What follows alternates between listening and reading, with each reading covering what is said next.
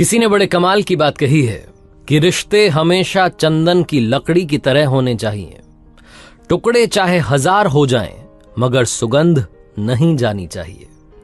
Hi guys, मेरा नाम है आरजे कार्तिक। एक छोटी सी कहानी। ये कहानी एक वकील साहब ने सुनाई। वकील साहब कहते हैं कि एक दिन अपने चैम्बर में बैठा हुआ था, एक आदमी दनदनाता सा अंदर घुस आया। बड़े गुस्से में था। सफेद कपड़े पहने थे लेकिन मिट्टी सनी हुई थी। चेहरा धूप में काला हो चुका था। परेशान था, गुस्से में था, कागजों का बंडल हाथ में था। सारे कागज, सारे पेपर्स ला करके मेरी टेबल पर पटक दिए और गुस्से में कहा कि वकील साहब, मुझे एक फ्लैट पर स्टे चाहिए, आप स्टे लगवा दीजिए। कितना खर्चा लगेगा, कितने पेपर्स चाहिए, मुझे बताओ। मैंने कहा भाई साहब बैठिए बैठिए। एसी को मैंने सेट किया, अच्छा टेम्परेचर कर दिया ताकि ठंडक पहुंच जाए।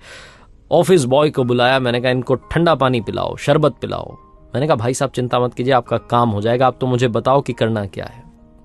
सारे पेपर्स उनसे लिए, आधे घंटे तक बातचीत हुई, समझने की कोशिश की कि क्या कहना चाह रहे थे। उसके बाद मैंने उन्हें हाथ जोड़ करके नमस्कार किया और कहा कि 4 दिन बाद फिर से आइएगा, ये पेपर्स एक बार मैं चेक कर लेता हूं, उसके बाद आपको बताऊंगा कि क्या करना है। आपके केस को सुलझाने के लिए थोड़ा सा टाइम दीजिए। 3-4 दिन के बाद में वो आदमी वापस आया, उसी गुस्से में, वही शक्ल, वही हाल। मैंने कहा बैठिए, आज आप कुछ बोलेंगे उससे पहले मैं बोलना चाहता हूं। आपसे मेरी जितनी बातचीत हुई, जितने मैंने कागज देखे, मुझे थोड़ा थोड़ा समझ में आया है, और जो मुझे समझ में आया मैं आपको बस वो समझाना चाहता हूं। मैंने कहना शुरू किया कि भाई साहब, आप, आपका छोटा भाई और बहन, आप 3 सदस्य हैं परिवार में। आपके मम्मी पापा बचपन में गुजर गए। माँ बाप के चले जाने के बाद आप ही अपने घर के सबसे बड़े सदस्य थे। अपने भाई और बहन का ख्याल आपने बिल्कुल माँ बाप की तरह रखा। अपनी बहन की अच्छी पढ़ाई लिखाई के बाद शादी करवा दी, और छोटे भाई के लिए तो जी जान एक कर दी, हर एक सांस उसके लिए लगा दी। आपने खुद 9वीं तक पढ़ाई की, लेकिन भाई को आज इंजीनियर बना दिया।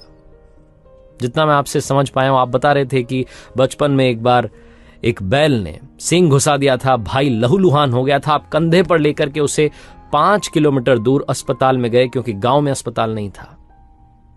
आपने अपने भाई के लिए सब कुछ एक कर दिया, बहुत मेहनत की, खेतों में दिहाड़ी की, भूखे पेट रहे। तन पर आपके कपड़े ढंग के नहीं थे, लेकिन आपने भाई के लिए कहीं कोई कमी नहीं आने दी। आपने अपना जीवन न्यौछावर कर दिया। यहां तक कि एक बार जब वो बीमार हो गया, जब डॉक्टर्स ने कहा कि किडनी चाहिए, तो आपने अपनी किडनी उसके लिए डोनेट कर दी और कहा कि तू अफसर बन, तू बीमार ठीक नहीं लगेगा, मैं तो यहां गांव में रहकर के खेती करूंगा, तू जा अपनी जिंदगी जी, अच्छे से पढ़ाई कर, अच्छा अफसर बन। भाई ने जब इंजीनियरिंग कॉलेज में एडमिशन लिया तो 80,000 रुपए की फीस थी सालाना, वो भी आपने चुकाई। मास्टर्स करवाने के लिए उसे और अच्छे जगह पर यूनिवर्सिटी में एडमिशन करवाया। उसके लिए जो कुछ बन सकता था, लड्डू आप लेकर के जाते थे, त्योहार पर मिठाई लेकर के जाते थे। भाई के लिए कभी कोई कमी नहीं आने दी। भाई जब इंजीनियर बना तो पूरे गांव में खाना खिलवाया, माहौल बना दिया। भाई ने कहा कि मुझे इंजीनियरिंग कॉलेज में एक लड़की पसंद आई थी, भाई साहब मेरी शादी करवा दो। आपने उसकी शादी करवा दी धूमधाम से। लेकिन वहां से किस्सा बदल गया, भाई बदल गया। भाई ने घर आना जाना बंद कर दिया, पैसे भेजना बंद कर दिया, कहा कि शहर में बहुत खर्चा है भाई, तुम नहीं समझोगे। और अभी हाल ही में उसने एक फ्लैट ले लिया है।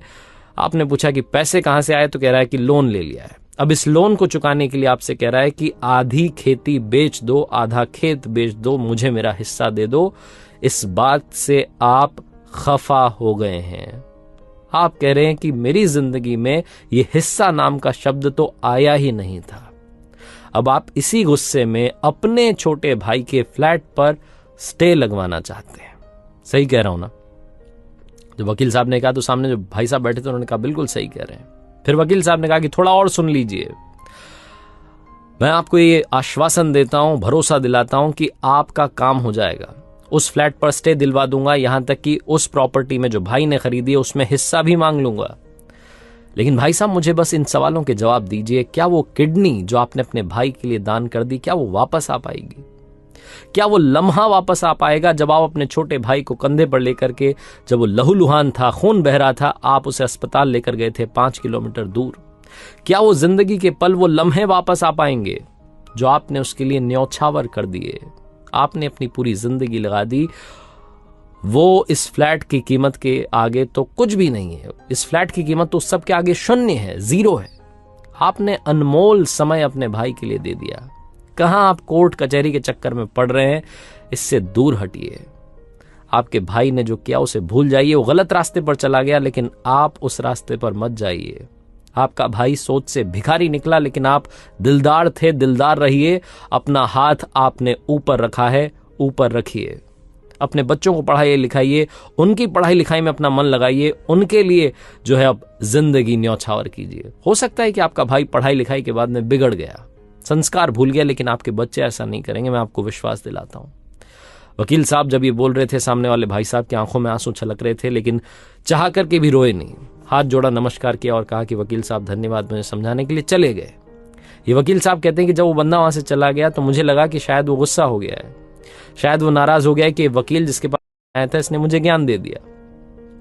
वकील साहब को लगा कि अब ये दूसरे वकील के पास जाएगा, अपना काम करवा लेगा, स्टे ले आएगा, लेकिन ऐसा कुछ नहीं हुआ। साल बीत गए और कल अचानक से वो आदमी फिर से वकील साहब के चैम्बर में पहुंचा। सफेदी झलक रही थी, साथ में एक लड़का था, हाथ में मिठाई का पैकेट था, और उस व्यक्ति ने कहा कि साहब आपका धन्यवाद है। वकील साहब ने कहा, अरे मैं आपको पहचान गया, आइए बैठिए। उस व्यक्ति ने कहा, आज बैठने नहीं आया हूं, आज आपको मिठाई खिलाने आया हूं। जो बात आपने उस दिन कही थी कि कोर्ट कचहरी के चक्कर में मत पड़ो, और ये भाई से बदला लेने के चक्कर में मत पड़ो, अपने बच्चों की पढ़ाई लिखाई के चक्कर में पड़ो। मेरा बच्चा आज डॉक्टर बन गया है वकील साहब, और गांव में अस्पताल खोल दिया है, उसी की मिठाई आपको खिलाने आया हूं, क्योंकि आप हैं इस मिठाई के असली हकदार। और रही बात भाई की, तो उसने भी मुझसे माफी मांग ली है और मैंने उसे माफ भी कर दिया है। छोटी सी कहानी है, बहुत इमोशनल, लेकिन बहुत बड़ी बात बताती है। लाइफ में गुस्सा सब कुछ बर्बाद कर सकता है, और उसी गुस्से को अगर आप सही डायरेक्शन में मोड़ दें तो आप अपनी और अपनों की जिंदगी संवार सकते हैं। अगर उसी गुस्से में वो बदले की भावना से काम करता तो व्यक्ति बर्बाद हो जाता, उसका परिवार बर्बाद हो जाता, जिंदगी भर उसी आग में जल रहा होता। लेकिन उसने अपने गुस्से को एक ऐसे डायरेक्शन में मोड़ा जहां अपने बच्चों की जिंदगी संवारने का मौका उसके पास था। याद रखिएगा, जिंदगी में गुस्से को सही दिशा में मोड़ना बहुत जरूरी है। आरजे कार्तिक बस ये कहता है, हमेशा ऊपर वाले के आशीर्वाद के साथ, अपनों के प्यार के साथ, अपनी मेहनत के साथ कर दिखाओ कुछ ऐसा कि दुनिया करना चाहे आपके जैसा।